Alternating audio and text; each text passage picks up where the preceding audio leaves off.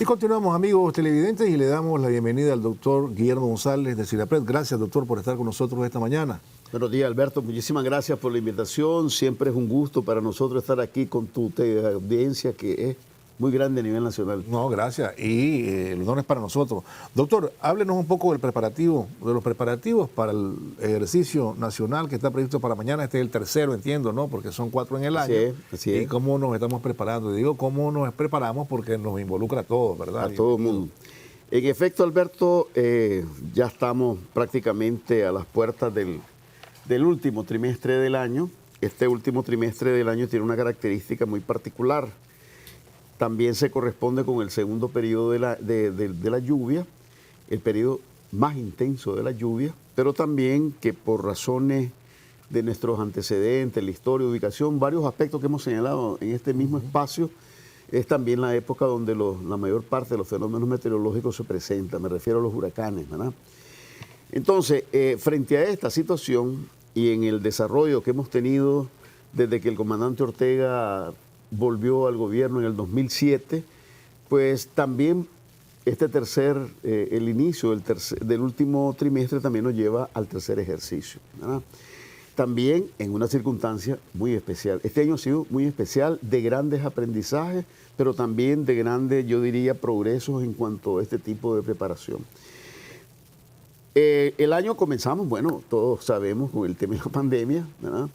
El segundo ejercicio, por razones de que estábamos en el momento más álgido, donde todavía aún no se tenía claro exactamente los rumbos que iba a tomar la pandemia, si recordará, se tomó la decisión que íbamos a hacer un ejercicio virtual por dos razones. Primero, una razón yo diría, de lectura de la realidad, de que teníamos también que seguirnos preparando, pero a la luz de un contexto como es una pandemia, pues, ¿verdad? Claro, claro. Entonces, realmente ese segundo ejercicio fue un enorme aprendizaje porque se realizó, pero se realizó cada quien desde su espacio y se centró fundamentalmente en mecanismos de comunicación que, para serte franco, fue un enorme progreso desde el punto de vista que logramos articular las comunicaciones desde los barrios, desde las comarcas, y realmente ese fue un elemento importante. ¿Por qué estoy señalando esto?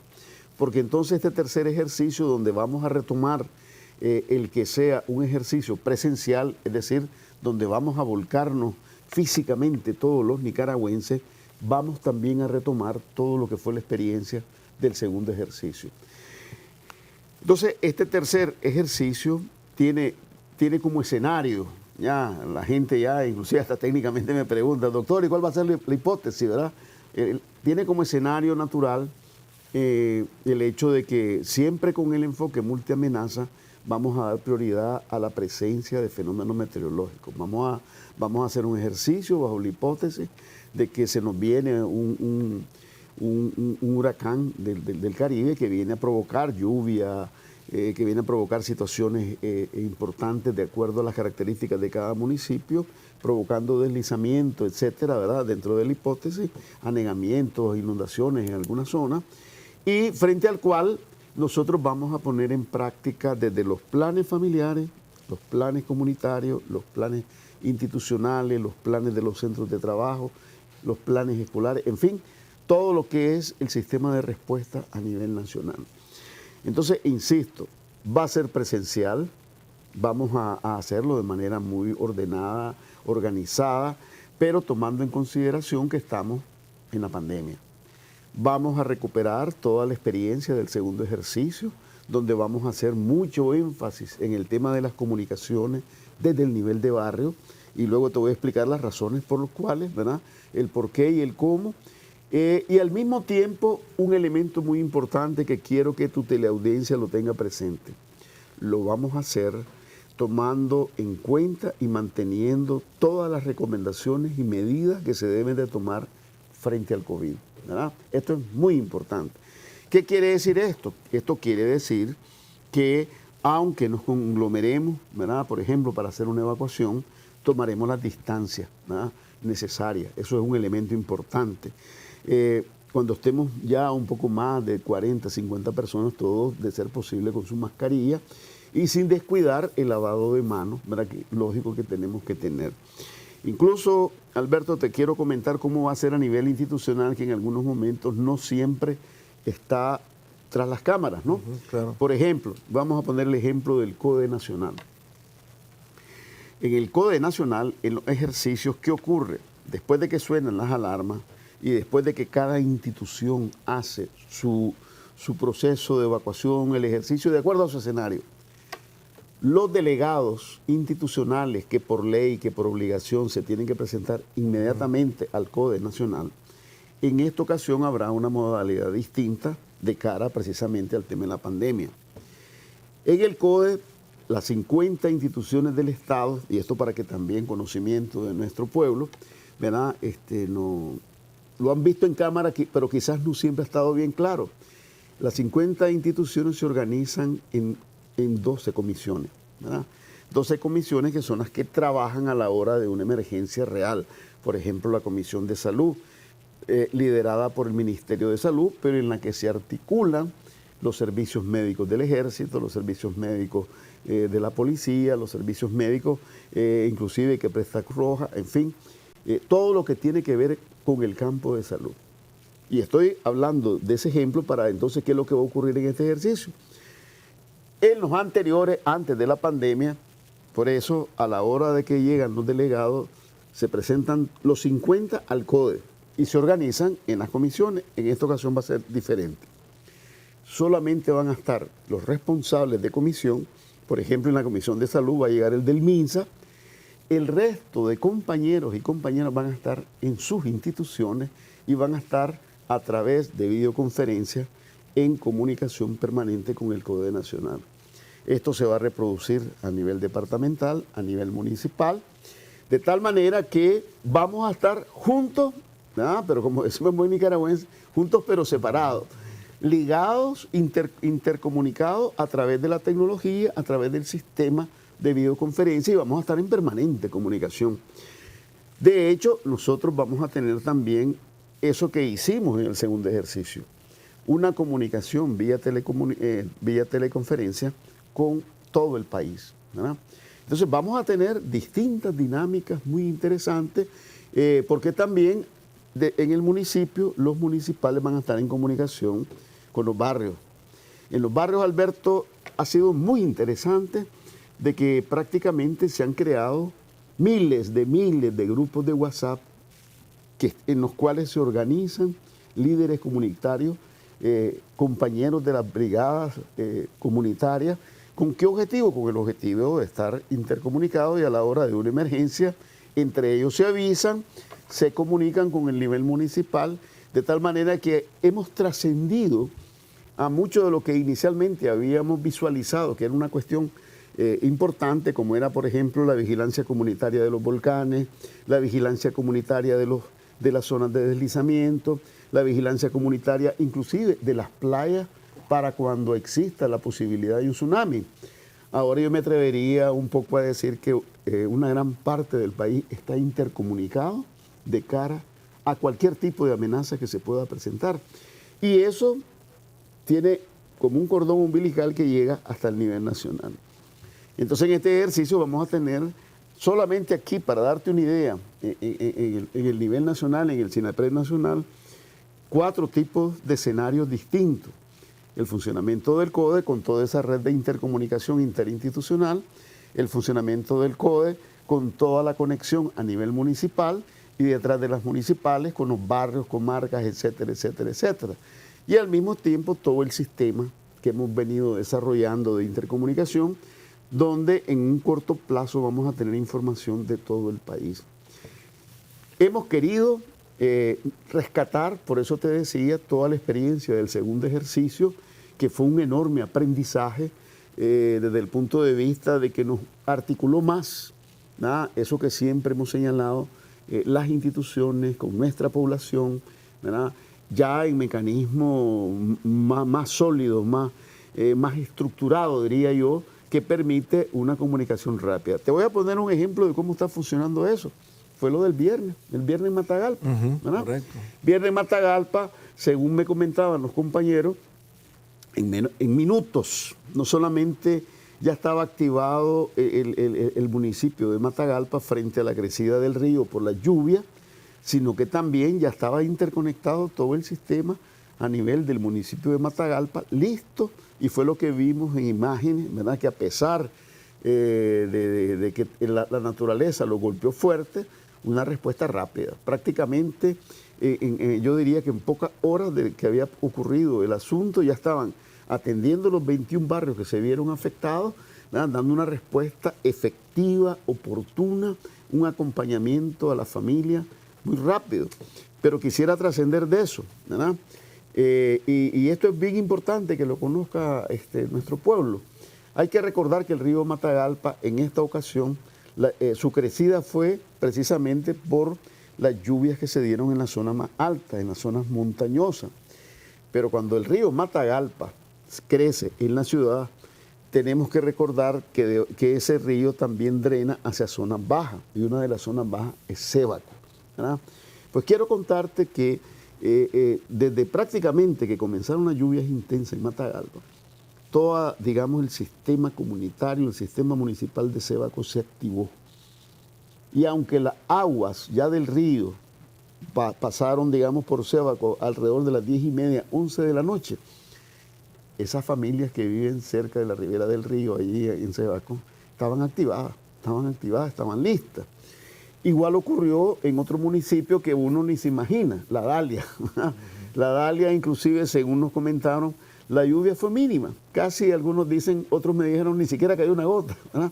Sin embargo, por la naturaleza del río, que es de zona alta, cuando comenzó a fluir, hizo crecer, ¿verdad?, el río en ese local.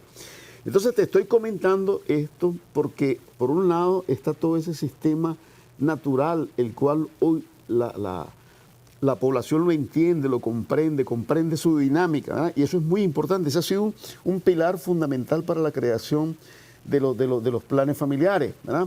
Pero después viene lo otro, el segundo capítulo. Y ¿cuál es el segundo capítulo? ¿Y ahora qué hago? ¿Cómo respondemos? Entonces, la gente ya no se queda impasiva, ya no se queda pasiva esperando a ver qué pasa, no. La primera idea es vamos a monitorear, a ver qué está pasando, a ver qué está ocurriendo, con qué rapidez está subiendo el nivel del río, qué tenemos que hacer, avisamos a la familia, ¿verdad? Me mandaron video, imágenes, ¿verdad?, donde vos ves no solamente a los líderes de barrio, sino ya a la familia atenta a cualquier circunstancia. ¿Qué está ocurriendo ahí? Ya están poniendo en práctica su plan de respuesta familiar, que es lo que vamos a ver este tercer ejercicio, y ahí te lo estoy sintetizando, ¿verdad? Comunicaciones, intercomunicaciones de ellos, alertas tempranas, mecanismos de respuesta, ¿verdad? Entonces, esos aspectos son relevantes, se vienen desarrollando en casi todo el país y es lo que vamos a hacer. Igual, el sistema educativo, ¿verdad?, también va a participar en esto a través de un mecanismo similar. Los niños, las niñas, los adolescentes en todo el país van a hacer el ejercicio de evacuación.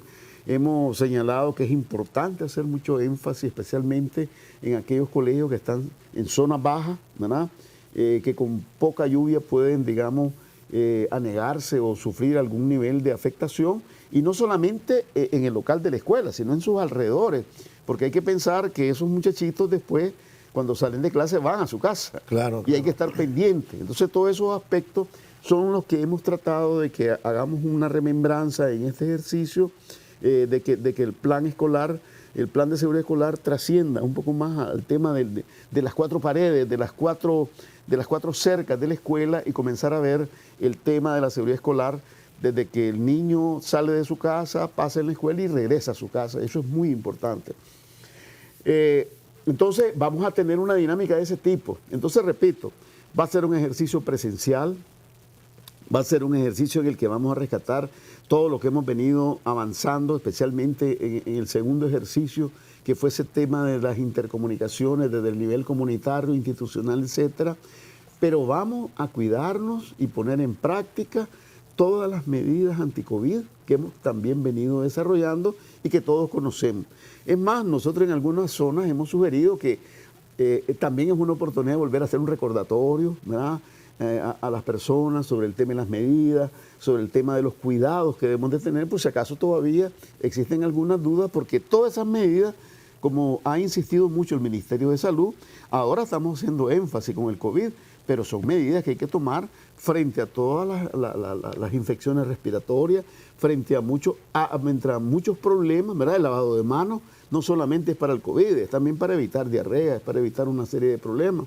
Entonces, son hábitos que debemos son prácticas que debemos de convertirlas en hábitos, independientemente, ¿verdad?, de que se esté desenvolviendo o no la pandemia en este momento. Ahora, está previsto, la alarma suena, ¿a qué hora, doctor? 10 de la mañana. 10 de la mañana en todo el país, ¿verdad? Y todo tipo de alarmas, ¿verdad? Desde sirenas muy elegantes hasta claxon de carros, de rieles, todo lo que en las comunidades han definido como sus mecanismos de alerta, campanas de las iglesias o campanas de las escuelas, timbres en las escuelas. En fin, la idea es que sigamos reforzando esa idea de que ese sonido para nosotros significa que algo está pasando y que algo tenemos que darnos cuenta que ocurre para estar listos y responder. Reiterando, el fenómeno.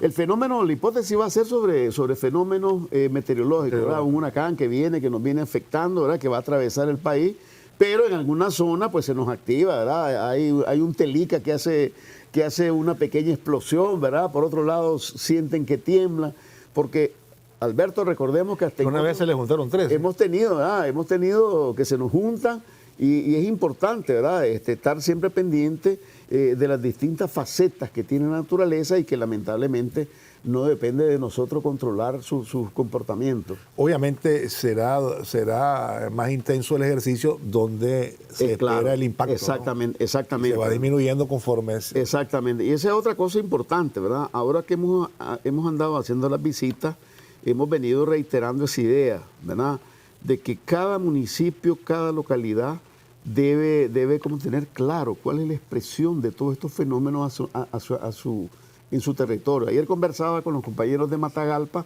¿verdad?, y conversábamos con la secretaria política y ese punto ha sido muy importante, que cada barrio, ¿verdad?, tenga muy claro qué significa para ellos lluvia, qué significa para ellos, ¿verdad?, que si pasara un fenómeno de este tipo, ¿verdad?, porque en algunos representa inundaciones violentas, rápidas, frente a las cuales tenemos que estar muy prevenidos. Es más, nosotros hemos venido afinando los detalles con los compañeros comunitarios de que hay que identificar, hay inundaciones, Alberto, que como decimos en nicaragüense, van al suave, ¿verdad?, van subiendo, te dan tiempo de prepararte. Correcto. Pero hay anegamientos que ocurren violentamente, son rápidos. Precisamente esos que mencionábamos del lado de Matagalpa, algunos bajan muy rápido, pues, ¿verdad?, por el declive que pueda tener el lecho del río, por la inclinación que pueda tener el cauce, ¿verdad? Inclusive hemos hecho mucho énfasis en aquellas comunidades que están al pie de ladera, ¿verdad?, donde de repente se nos puede venir, ¿verdad?, un deslizamiento de tierra o puede ser muy lento, puede ser muy rápido, dependiendo. Después de, por ejemplo, de 7, 8 días que está lloviendo, la tierra se afloja, ¿verdad?, y genera esos aludes que son peligrosos y frente a los cuales tenemos que estar precavidos.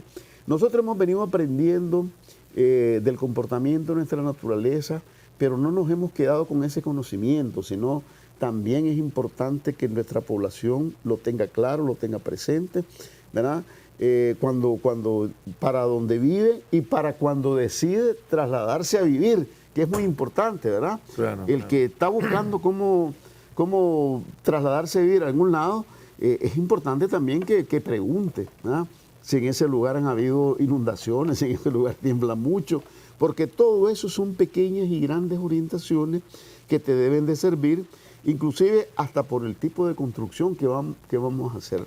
Por ejemplo, te pongo un ejemplo muy típico. Estamos viendo en Nicaragua que está aumentando la frecuencia de esos fenómenos que le llamamos tornaditos. Correcto, ¿verdad? sí. ¿Ah? Entonces, ¿qué pasa? Eso es parte del cambio climático. En algunas zonas que no eran frecuentes están comenzando a ocurrir. Mira lo que ocurrió aquí en Managua, pues, ¿verdad? Entonces, ¿qué pasa? Eso nos debe orientar a cómo debemos construir, cómo debemos de fijar los techos, qué tanta seguridad tenemos que darle. Incluso, Alberto, te quiero decir algo, hasta la orientación de la casa de cara hacia la dirección de los vientos es muy importante que las familias comiencen a ponerle atención, porque en la medida que la construcción del techo le da posibilidades al viento de levantártelo, pues lógicamente eso hace que cuando ocurran estos fenómenos se produzca de manera más violenta.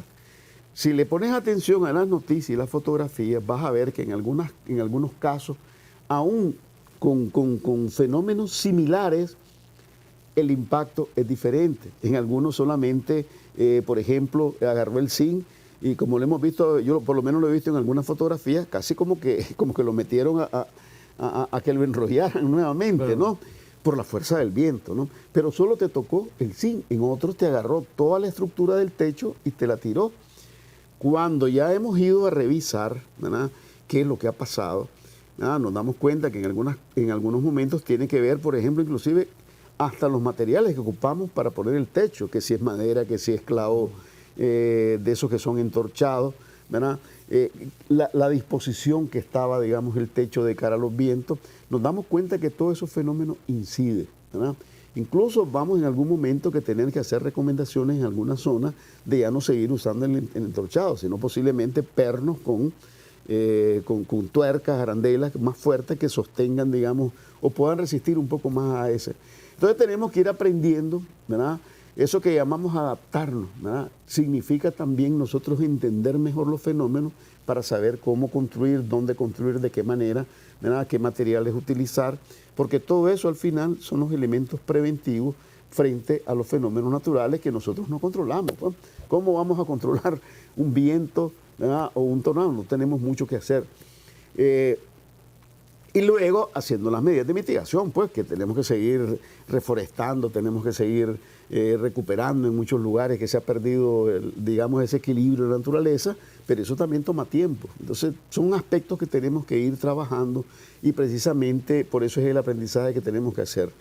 Cuando nosotros decimos tercer ejercicio nacional de preparación para proteger de la vida, entonces ahí en ese momento estamos haciendo énfasis en todas las medidas que tenemos que tomar de manera personal, familiar, comunitario, para enfrentar situaciones multiamenazas como las que hemos estado en este momento conversando, pues. Vamos a irnos a una pausa, pero no se vayan, ya regresamos con más preguntas. Doctor, le preguntaba en la pausa, ¿está previsto, digamos, el supuesto que entre por dónde?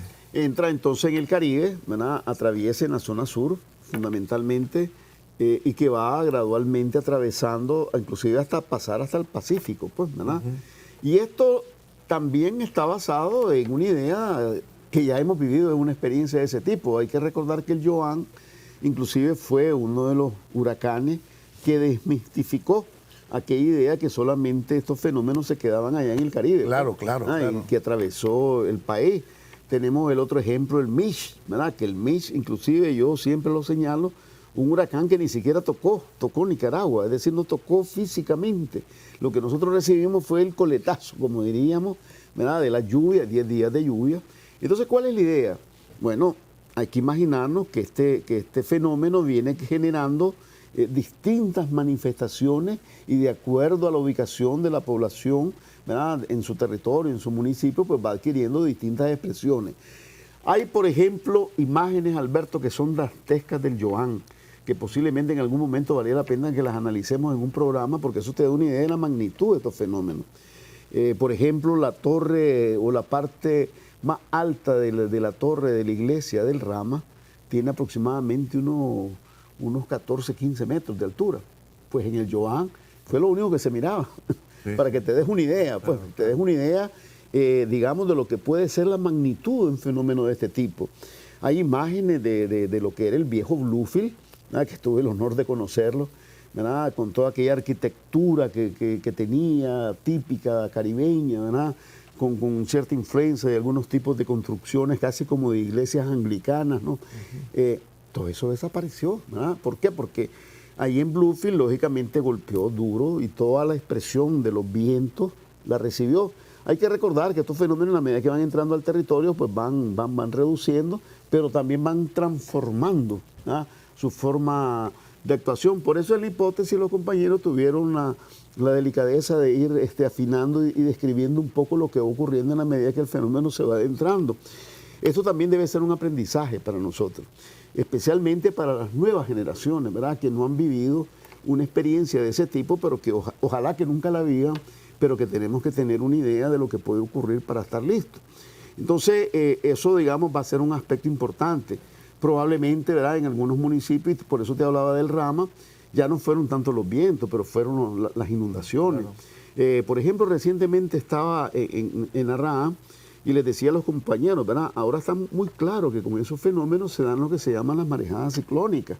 Y eso significa de que el mar no solamente lo ves bravo, como diríamos nosotros, ¿no? Sino que también provoca un efecto de taponamiento en la salida de los ríos. Entonces, y eso se ve expresando en la medida que el río, ¿verdad?, hacia su origen. Porque hace de cuenta que vos le pusiste una presa, pues, y el mar sirve de presa. Y el río, aunque no esté lloviendo en aquel lado, el agua se estanca y comienza a subir. Eso provoca desbordamiento, y todos esos fenómenos tenemos que tenerlo muy presente, ¿verdad? Es muy importante que nosotros en este ejercicio hagamos un ejercicio mental también de por qué lo estamos haciendo, ¿verdad? Qué fenómenos estamos enfrentando, para que todos tengamos ese nivel de conciencia de actuar de manera organizada en enfrentar el asunto. Hemos venido comentando también, ¿verdad?, otros fenómenos que han ocurrido y que los hemos vivido recientemente. Recordar Nate, ¿verdad? Claro.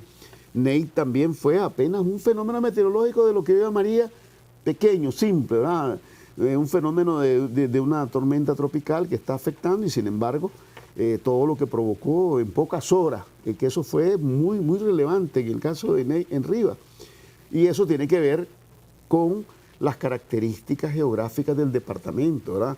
Un departamento muy plano, muy bajo, que está ubicado entre dos masas de agua, el lago de Nicaragua y el mar.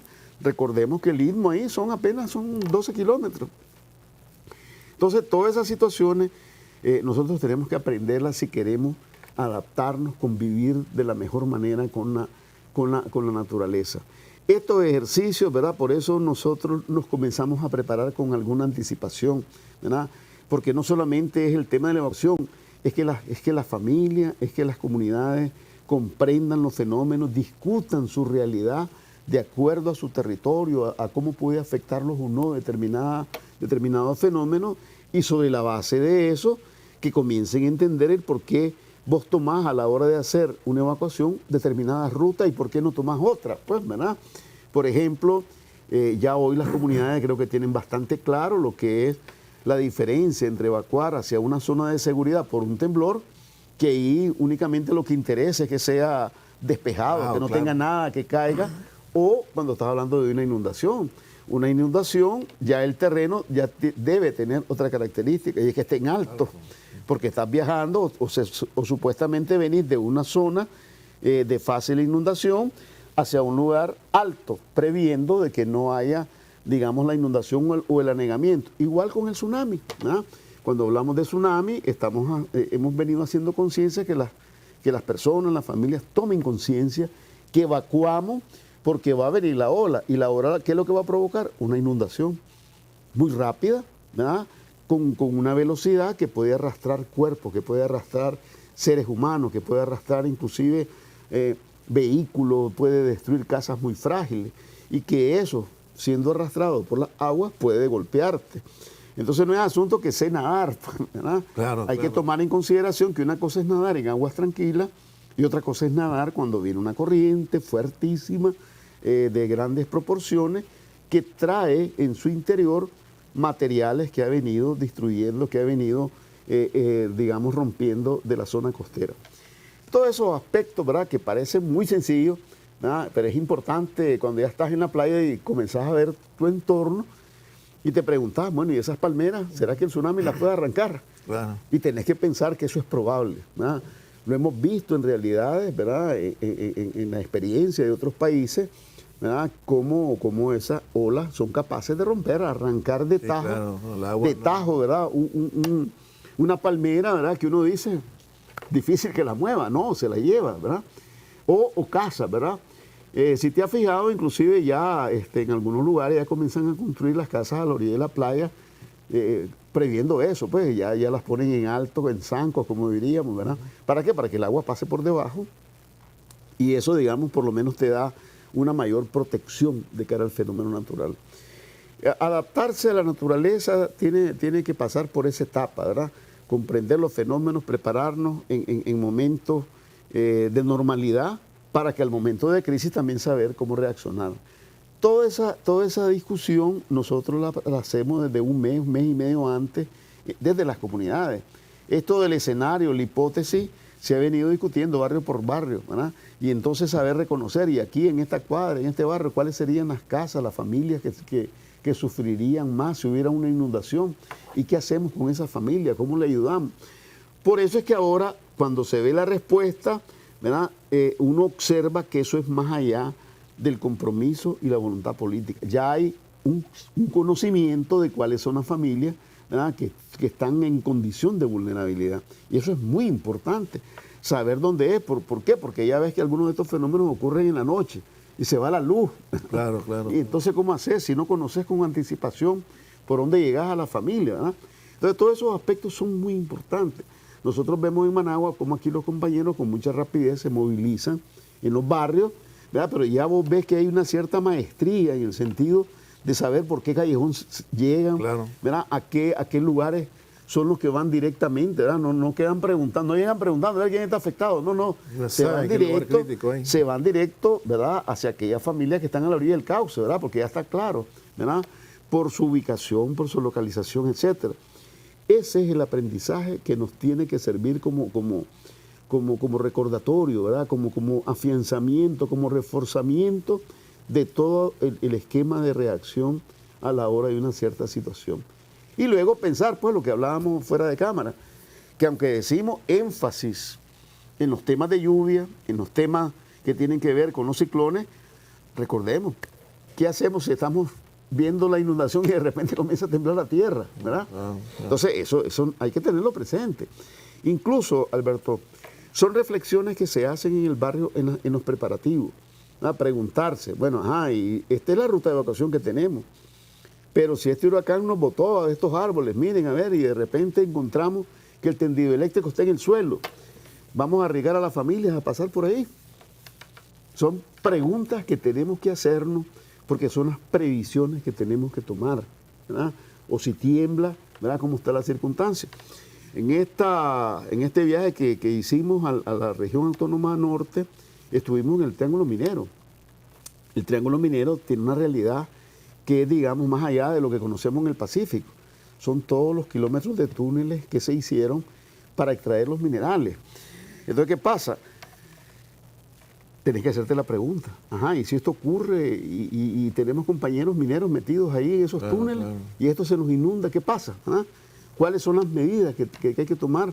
Entonces, una cosa son en frío, lo que hay que insistir en las medidas de prevención, en las acciones que hay que tener para evitar, ¿verdad? Que de ser posible que si comenzó a llover, pues que no se metan a los túneles. Pero la pregunta es, y si ya los tenés ahí, ¿cuál es el mecanismo de respuesta? Entonces, en este ejercicio, todas esas redes de compañeros que trabajan en la cuestión minera van a hacer un ejercicio, ¿verdad? De cómo van a rescatar, cómo van a salir, porque esa es una realidad que no nos podemos abstraer, ¿verdad? Existe, está presente y tenemos que estar listos para atendernos, primero nosotros como autoprotección y luego atenderlos como institución para garantizar de que no haya daños humanos en la familia, en las personas. Y ahora mismo que estamos en la temporada de huracanes, ¿no? Así es, claro. Es la temporada de huracanes y se esperan varios, ¿no? Con muchísima más razón, ¿verdad? De hecho, inclusive ahorita hay un fenómeno que está en la zona del Caribe y estamos atentos, pues estamos vigilando, porque de repente estos fenómenos uno ve cómo nacen, lo que no puede decir es cómo terminan, cómo van a crecer, desarrollarse y qué daños pueden hacer. Algunos inclusive cambian, algunos hasta regresan al mismo punto, ¿verdad?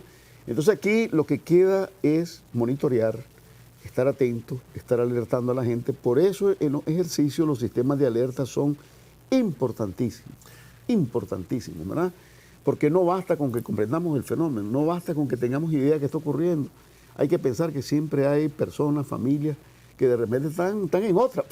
Y hay que alertarlo, hay que decirle, señores, este es el momento que hay que comenzar a movilizarse porque viene la inundación, viene el huracán, etcétera. Ayer había movimiento de los medios, la Nueva Radio ya estaba avisando de fuertes vientos en diversos lugares, no solo en Managua. Y la gente llama y sale y se pone. Yo creo que ese mecanismo, ¿verdad? Ya ha trascendido a verlo como una noticia. No, la gente comienza a preguntarse, Sí, ¿verdad? "Espérate ¿Qué pasó? un momento, ¿Qué? a ver, Sí. explícame, a ver, por dónde es que viene, ¿verdad?". Eso es muy importante, porque en la medida que tenemos información también podemos reaccionar, ¿verdad? Y sobre todo, creo que durante todos estos 12 años, 13 años, ¿verdad? Aquí lo fundamental es que se ha venido desmistificando aquello que, bueno, pues vamos a ver, ojalá ¿verdad?, que no nos pase nada. No, el nicaragüense promedio hoy está claro que está en sus manos mucho de lo que se debe hacer para, en primer lugar, valorar la vida, poner en práctica medidas que lo protejan, ¿verdad? Y es la mejor forma, ¿verdad?, de eso. Y al mismo tiempo, cómo vertir tu amor al prójimo de manera solidaria a la hora de una crisis. Entonces yo creo que eso muestra, eso que está señalando, ¿verdad?, esos pequeños grandes cambios que están habiendo en la actitud, en la cultura de nuestra gente. Yo creo que eso es muy importante. Eso nos va a garantizar, ¿verdad?, si además lo aplicamos en un ejercicio, el que vayamos teniendo ese mecanismo de respuesta rápida, ágil, efectiva, ¿verdad?, siempre conservando y cuidando la dignidad de las personas a la hora de cualquier circunstancia. Le agradezco, doctor, gracias por habernos acompañado y también a los amigos que nos escribieron por las redes, ¿verdad? A Min Cepeda dice, buenos días, don Alberto, y a su invitado, que es un tema de mucho interés. Gracias, doctor, por haber Claro estado que sí, con nosotros. Alberto. Vamos a irnos a la pausa, no se vayan, tenemos más, ya volvemos.